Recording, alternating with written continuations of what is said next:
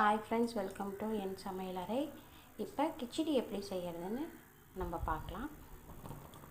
நான் இன்றைக்கி pan use பண்ணியிருக்கேன். நம்ம கடாய் வச்சுக்கலாம். நான் பேன் யூஸ் பண்ணியிருக்கேன். இப்போது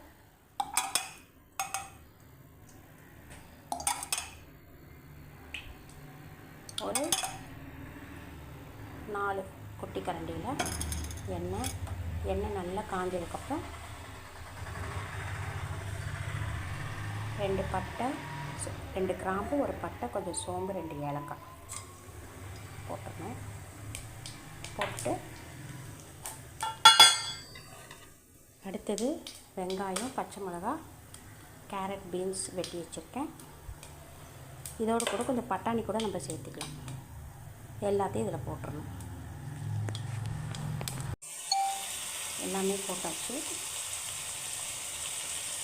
இப்போது இஞ்சி பூண்டு எல்லாம் போட்டதுக்கப்புறம் தான் இஞ்சி பூண்டு போடணும்.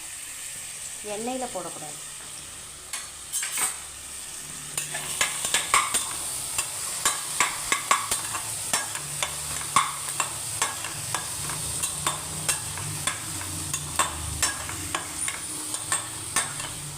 நல்லா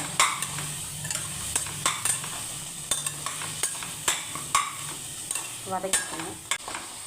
இது நல்லா வதங்கினோடனே ஒரு தக்காளி பழம் வெட்டி போட்டுருக்கேன். காய் நல்லா வெந்துடுச்சு. இந்த டம்ளரில் 2 டம்ளர் சம்பா கோதுமை ரவை அதில் போட்டு மிக்ஸ் பண்ணிவிட்டு, மஞ்சத்தூள் கொஞ்சம் போட்டுட்டு, கொத்தமல்லி கருவேப்பிலை மேலே தூவி விட்டுட்டு, போதுமான அளவு தண்ணி ஊற்றிட்டு நல்லா மிக்ஸ் பண்ணி, உப்பு போதுமானு போட்டு நல்லா மிக்ஸ் பண்ணி வச்சுருக்கேன். இப்போ நல்லா கொதித்த உடனே மேலே ஒரு தட்டு போட்டு மூடி சிம்மில் வச்சிடணும்.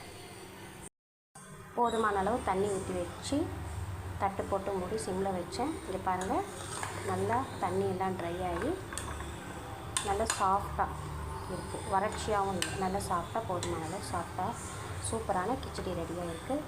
இதை நீங்கள் ட்ரை பண்ணி பாருங்கள் ஃப்ரெண்ட்ஸ். என்னோடய சேனலை சப்ஸ்கிரைப் பண்ணலைன்னா சப்ஸ்கிரைப் பண்ணுங்கள். தேங்க்யூ.